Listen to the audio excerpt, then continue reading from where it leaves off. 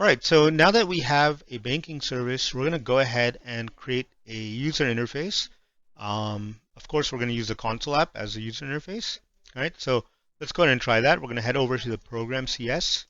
Remember, initially we had console write line, welcome to the banking system. Okay, so I'm going to hit enter a few lines here. And what we're going to do is start to make use of our services and models. All right, so here we're going to create an instance of our bank service. All right, so we're going to say bank service equals new, and here we can say bank service. Okay, all right. Now we can start to use it. So we'll say while true. Okay, and here we'll start to add some options for the user interface menu. Okay, so we're going to say console.writeLine, and we're going to say banking system menu.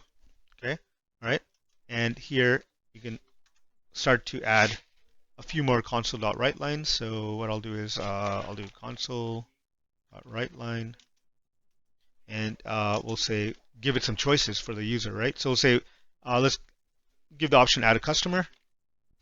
Okay, add a customer, and then we'll copy that over, and we'll give it option 2 to, let's say, open an account, deposit money, withdraw, view the transaction history, or exit. Okay, so what we'll do is we'll say open account, add customer, open account, and then here the fourth option, oh, it should be 1, 2, 3, 4, 5, 6. Okay, so here instead of open, oh, sorry, yeah, it's open account. Option 3 would be, let's say, deposit fund, so deposit, and then we can say withdraw. Okay, withdraw, and then we'll say view transactions for option 5, and then finally we'll allow the user to exit with option 6. Okay, so basically we're asking the user go ahead and enter one of the integers 1 through 6, right? So we can store that in, let's say, a choice, and we can say console.read, okay, line. Okay, and then we can switch on the choice. Okay, switch on the choice. All right, great. So now we're going to switch on the integers or the strings that the user entered. So let's say case 1. Okay, that's the add customer option. Okay, so we'll add a break clause here. Okay, case 1 break. Okay, so case 1, we'll say console.write, and we'll ask the user to, when they want to add a customer, to enter the name. So we'll say enter name. Okay, and then once the customer enters a name, we'll say name equals console.readLine, and we'll grab the name and store in the variable called name, and then we'll ask the console for, let's say, an email address. So console.write, and we'll say enter email. Okay, and then we'll store that in a local variable called email. So we'll say console.readLine. Okay, and then basically now we make use of the banking service. So we'll say bank service dot add customer. Okay, and we give it the name and the email. Okay, so notice that we can add a customer using our bank service. So the bank service kind of hides, what goes on behind the scenes. All right, so we give the option to add a customer and not directly use the customer class to add the customer. Okay, so it's kind of abstracted out using the banking service. Okay, now for case 2, so we'll head over to case 2. What we'll say is case option 2, that's to add an account, right? So what we're going to do is case 2, say console.writeLine, or console.write, sorry, we'll say enter customer ID. Okay, and we'll allow the user to enter their customer ID. Okay, I'm going to add a break here to end the case, right? We'll say var customer ID, All right, local variable is int.parse. So we're going to parse the customer ID because remember the string's coming in as an input on the console. We need to convert that to an integer. So we'll say console.readLine. Okay. All right, so we'll read in the customer ID, and then we'll say console.write, and we'll say enter the count type. Okay. So you can say checking or savings. Okay. And we'll give the option for the user to enter the account type here, and we'll store in a local variable called account type, and we'll say that's console.readLine. Okay. And we'll store the account type. Now we can use a bank service to actually create the account. So we'll say create account, and we need to pass it a customer ID, and we need to pass it an account type. So let's pass it the account type, and this should allow us to create the create the account. Okay.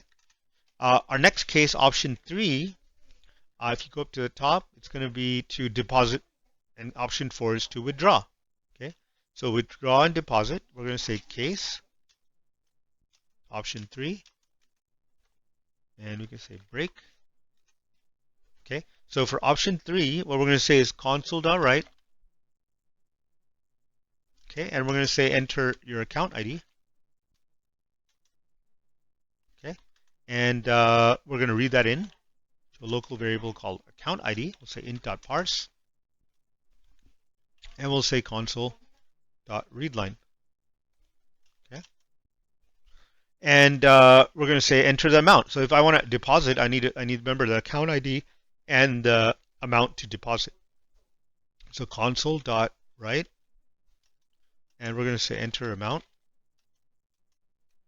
Okay, and kind of similar to how we parse the int, we're going to parse a decimal because we could enter dollar amount like $3.10. So we're going to say var deposit amount equals decimal dot parse, and we're going to say console dot readLine. Okay, so the user is going to enter the amount they want to deposit. Again, we go back to our bank service and we say deposit, and here we're going to say account ID and the deposit amount. Okay, so this should allow us to deposit the funds. All right. Case 4 is going to handle withdrawals. So for withdrawals, very, very similar. Okay. So we basically copy this snippet here for the deposit and paste it here. Okay. And again, we're going to ask the user enter the account ID, right? They're going to read it into the account ID. Okay. And again, I don't have to. It's complaining here because we already declared account ID here. So I'm going to remove that, the var. It's already declared the account ID. All right. And then we're going to change deposit amount to withdraw amount. Okay. Withdraw amount. And then we're going to call you guessed it, the withdraw method. Okay. And we're going to pass it the withdraw amount and the account ID. Okay. All right. Case 3 and 4 should allow the user to deposit and withdraw funds. Okay. Case 5, all right? So case 5 is a fun one. Okay, I'm going to hit break there. And for case 5, this is where we grab the transaction history, right? So view transactions, right? Transactions there. So we allow the customer to view transactions. Okay. And what we're going to do here is, in order to view the transaction, we need the account ID. So console.writeLine. Okay. Console.write, sorry. I'm going to say enter account ID. Okay. And then we're going to store that in account ID again. You could have actually just copied that, but that's fine. Parse, and we'll say console.readLine. Okay.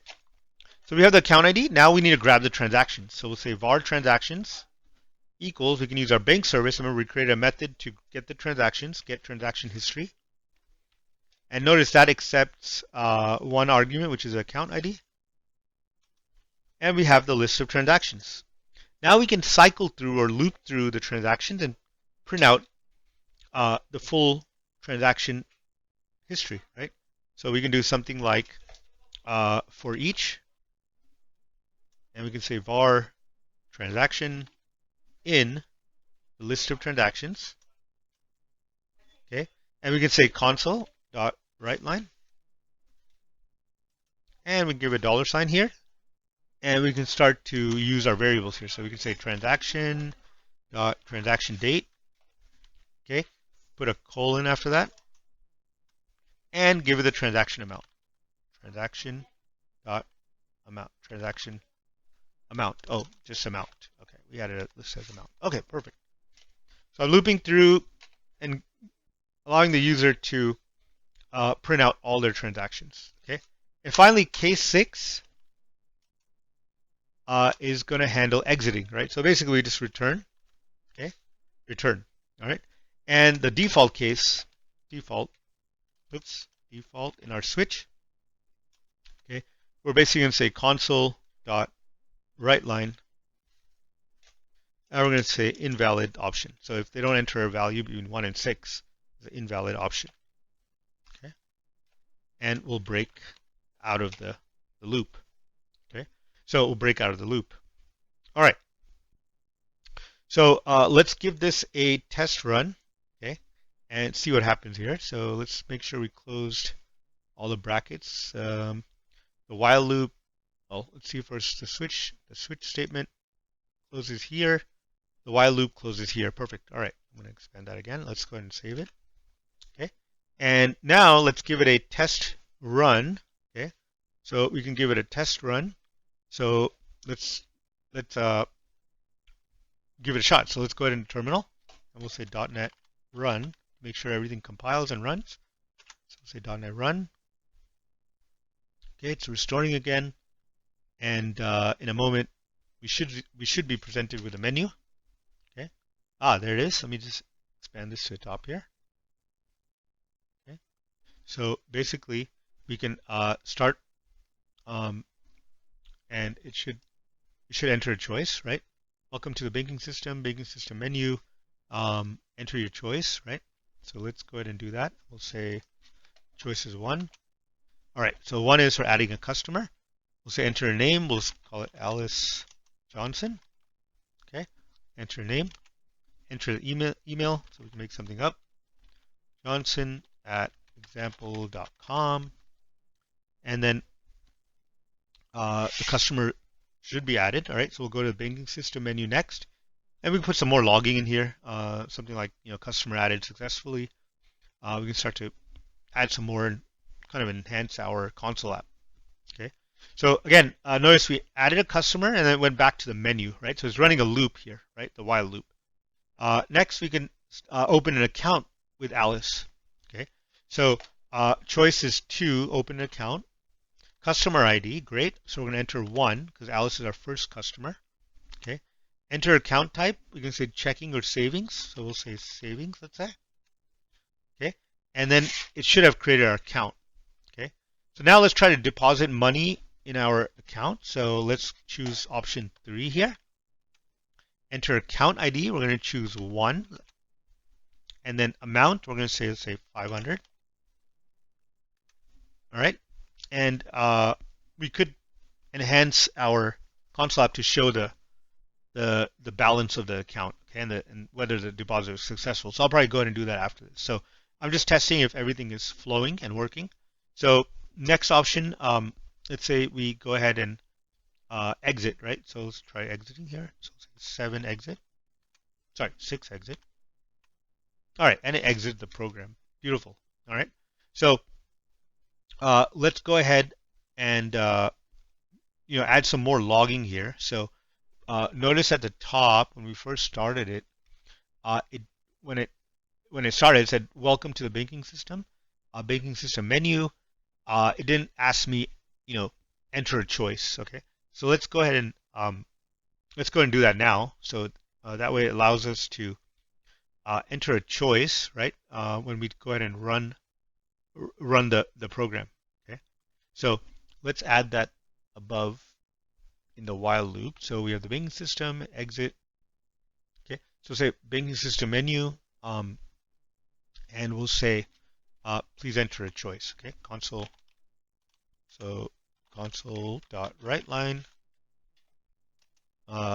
please enter a choice. Perfect. Let's add that there, and then we'll also add some logging. So whenever we go ahead and let's say choice one, let's say what the choice is add a customer. So we can just say customer added successfully. Okay, so we can add that here. We can say console.writeLine. We can say customer added, added. Let's say added, customer added. Okay, and then to create an account, we can just say console.writeLine, and we can say account created. Okay, all right, account created, and then 3 is a deposit, I believe. Yep, 3 is a deposit, so we can say uh, you know uh, amount deposited or funds deposited. Okay, so we can say funds deposited. That's fine. Let's go ahead and write down deposit successful or something. All right, so we'll say console.writeLine, and we'll say deposit successful. Okay, and we'll say, let's say new balance is, and we can say, let's put a $sign in front of this, so we can start to use a variable. So we can say new balance is, and we can say bank service dot get account details. Let's say get account details here. We give it a account ID, right? So let's just say it's the first account here. That's the one we created. Get account details. Sorry, account ID. We already have the account ID here. So we can do something like that, right? Get account details. This should return an account back. And once you get the account, you can say dot balance. Okay. So notice in line we made a use of our bank service. You get the account details based on account ID. Remember, we created an account earlier in option 2. And then we can get the balance back, right? Okay. And we can copy this for the withdraw. Okay. And we can say withdrawal successful, new balance, and then we can again get the balance back. Okay. So at least that should log some more information to the console. Okay. And then transaction history, we haven't called that yet, so let's try to call that next, and we can try it in the next run. All right, so I'm going to save this and rerun the program. So let's go ahead and clear the. Oops. Let's go ahead and clear the menu here. So we'll say clear terminal, and we'll hit up arrow .NET run again.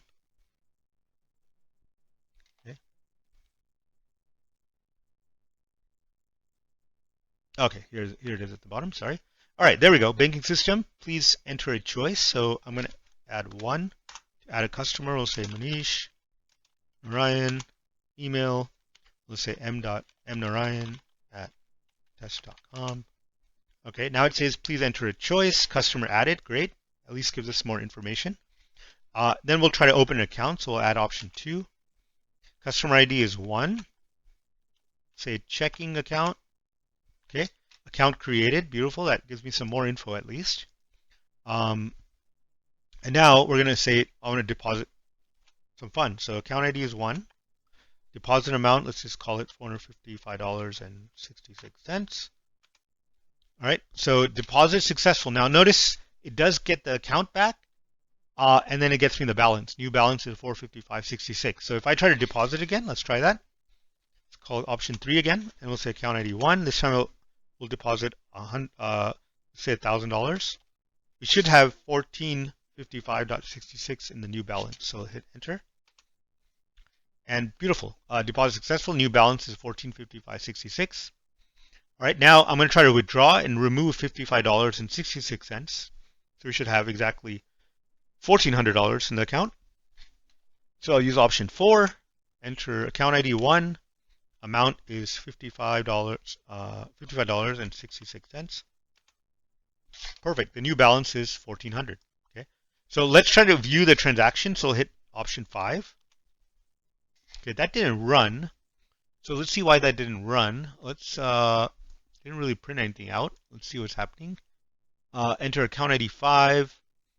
Get transaction history. Transaction history. Account IDs. Enter account. Oh, I haven't entered the account ID. I'm sorry. Didn't finish that yet. That's why. All right. So let's enter account ID 1. Ah, beautiful. Okay, it does work. All right. My mistake. So we have enter account ID 1, and notice it shows me all the transactions at 8:54 p.m. I deposited $455.66. Then, the next minute, I deposited $1,000, and then about 23 seconds later, I withdrew $55.66. So 3 different transactions. So again, it's not a sophisticated user interface, but it gets the job done. At least helps us test our services. Okay, so thanks for watching. If you run into any issues, just message me in the comment section, and I'll be happy to get back to you. Feel free to add some requests if you want more videos like this, or you want me to add some more functionality to this banking system. If you need any special advanced feature that's contained within the banking system, just let me know. Well, thanks for watching, and I'll see you in the next video. Hey guys, if you found the video helpful, please give it a thumbs up and subscribe for more content. See you next time.